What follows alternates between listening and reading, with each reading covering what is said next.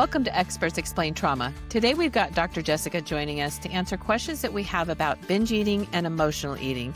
She's also going to give us some golden nuggets on how to work through binge eating and emotional eating.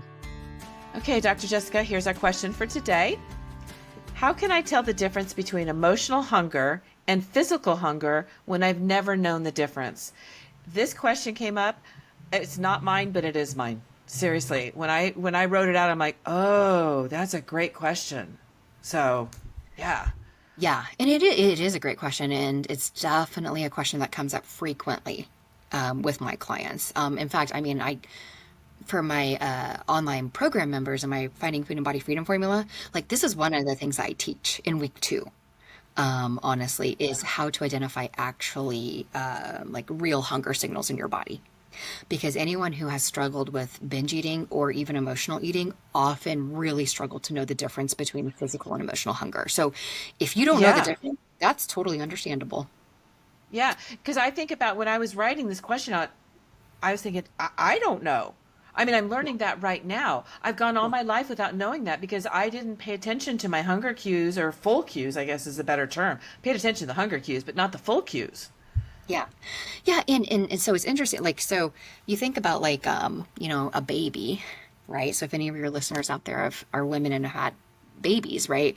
Most of us, when we have that baby eats when it's hungry and then it stops when it's full. Babies rarely overeat.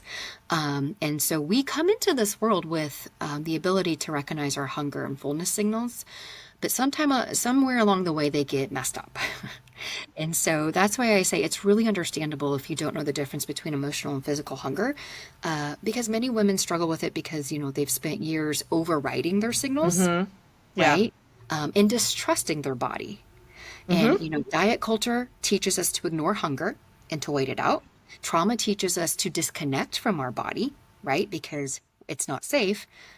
Chronic stress also teaches your brain to stay in survival mode. And so there's many different reasons why it's hard to identify the difference between both. So I wanted to kind of put that out there. Yeah, first. That's important. And then I also want to throw out the term interoceptive awareness. And Lisa, I can't remember if we've talked about this previously or not. I don't think so. Okay. So the ability to sense hunger comes from something called interoceptive awareness, or what I call IA for short. Interoceptive awareness. So interoceptive awareness is your brain's ability to notice and interpret your body's signals.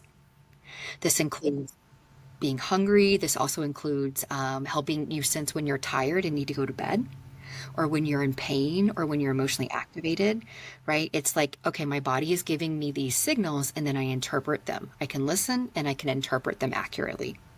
We have to have interoceptive awareness in order to do that. Okay. The thing is, like, for people who have been through trauma, high anxiety, definitely eating disorders, paying attention to the body doesn't feel safe. And so the part of your brain responsible for interoceptive awareness doesn't become activated like it should be when we're working on it.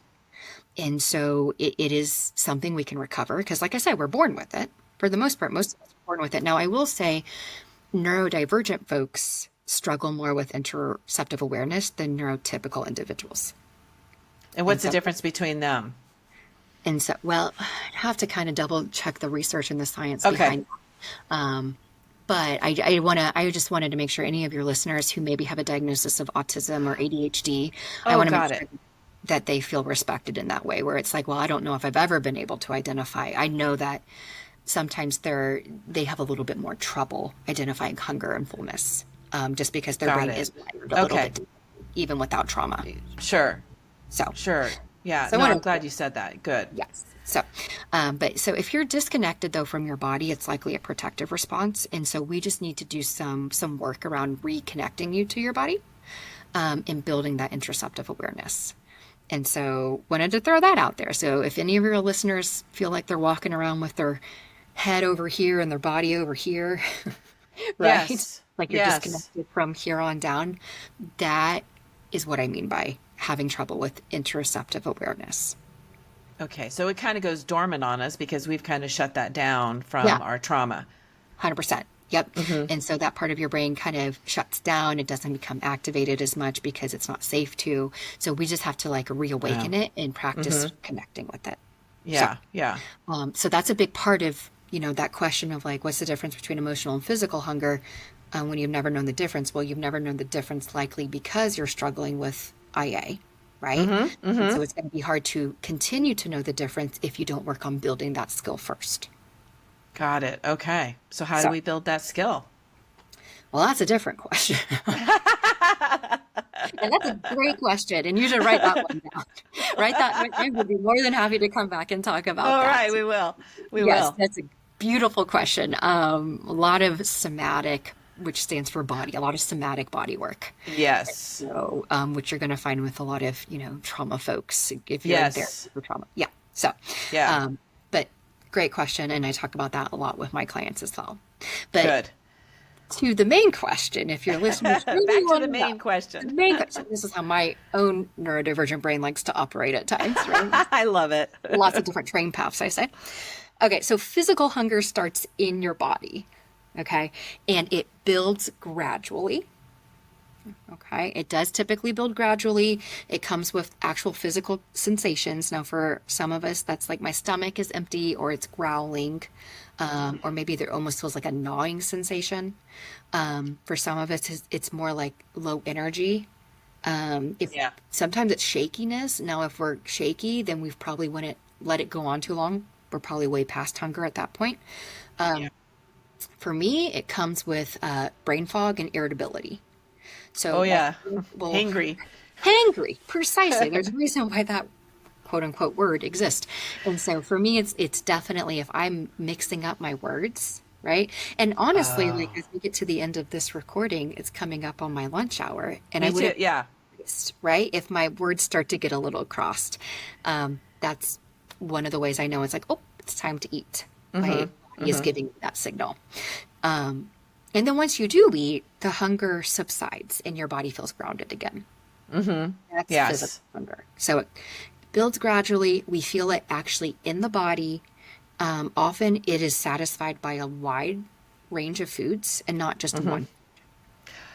Ah, one other thing I do want to add to this, and Yeah. I don't know if this is correct or not. This is just what I do, is I pay attention to when I ate last. Yes. Oh, yes. 100%. It can Yeah. be. It can be. Not, Yeah. I'm not obsessive about it, but it's like, oh, I'm feeling hungry. And the first thing I'll do is literally look at the clock and go, oh, yeah, it's been like 4 hours since I ate. Okay, that's reasonable. Like, that's kind of how I'm training my brain. Yes. Yes. And a good, like, yes, a good rule of thumb is like, I always encourage my clients to eat every 4 to 5 hours. I really don't want them going more than 5 hours without food unless they're, sleeping, at night, their natural fasting window. But yeah, I mean, so if you're like, I think I might be hungry, but I'm not sure, and it's been 4 hours since you've eaten, then your body might be trying to alert you. If you're thinking about food a bit more, right? Like, what am I going to have for lunch? Or I wonder if it's time for lunch yet. That also could be an indicator that you're physically hungry.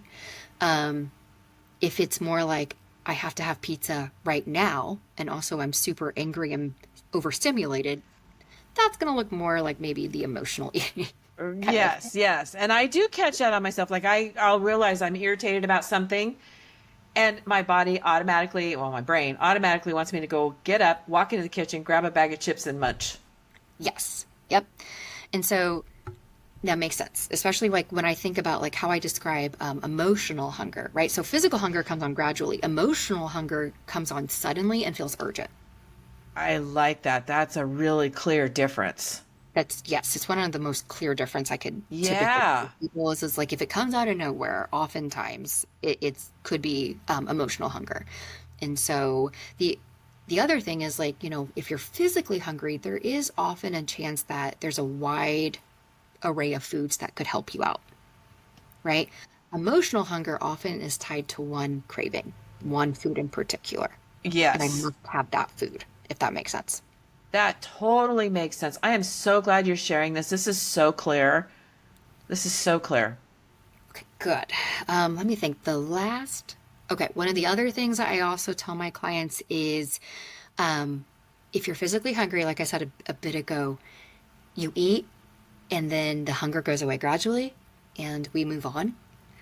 If you're emotionally hungry, you're going to continue to eat and you might still feel unsettled because your real craving has not actually been satisfied because it's not really for food. And that's when I would used to eat a whole bag of chips, or almost a whole bag. Yep. Like I would crave them and I would sit there and eat them. And I next thing I know, like 3/4 of the bag is gone. Yeah, precisely. Yep. And so you're just going to continue to eat and you won't be able to pay attention to your fullness either. Yes. Right? So you don't even look for that. You're not even looking for that. That's not even on the radar. Exactly. Right. So if you're eating out of physical hunger and only out of physical hunger, you're going to be more likely to pay attention to fullness as you're eating. Yes. For emotional hunger, you're going to probably start eating when you're not hungry at all. Yep. And then you're not going to pay attention to fullness as you continue to eat. I used to get myself to the point where I would be so incredibly uncomfortable and so full and miserable. And, I would get there and I'm like, why do I keep doing this to myself? Why? And that was for me, I think that was the first thing of okay, I got to wrap my head around this. The weight bothered me. Yes. The weight, but that I had dealt with that all my life.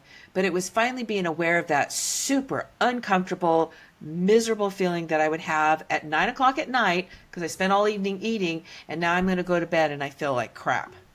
Yeah. And not sleep well. And not sleep well, promise to be better tomorrow, never do it again, and then the cycle continues, right? Yep. It's a vicious, exhausting cycle, truly. It is. Well, you gave some really great tips, though. I mean, the one that kind of hit me hard was, hunger comes on slowly, emotionally eating comes on immediately. Mm-hmm. And your desire, like when you're hungry, truly hungry, you are hungry for a different array. Like different foods can can satisfy you. Where if it's emotional, there's one. Me, it's chips. It's chips. It's chips. It's always fun. It's everyone is either a salty person or a sweet person. I'm a sweet person, and so my foods of choice when I was actively emotionally eating were always candies. Right, and so there is a reason why there is always candy in my pantry. And how so funny! If I keep the food around, we should talk about that on another question, right? If I keep the food around, I don't overeat it. That's true. Yeah. And so we should talk about having the abundance in your house for your listeners, because that's a very common mistake people make is they try to take the food out of the house and then wonder why they obsess over it. Yes. It's true. Because that's so interesting. Because when I think about it, when I have an abundance of food in the house, I'm calm. Yeah. Humans it's when there's a short of we really need to go to the grocery store. I start getting that's crazy. Yeah. Yeah, humans do not do well with scarcity. Think about toilet paper 2020. Oh, jeez. Right? I wanted to stock up on that stuff. I didn't want to run out of toilet paper. It's the example I also give for my clients, right? Because it makes it so we could absolutely talk about that later. But definitely. That's a part of it. Yeah. Well, thank you, Dr. Jessica. This is great. This is fantastic. You are welcome. If this resonates with you or you've got a question for our experts, let us know in the comments and make sure to subscribe for more insights on trauma healing.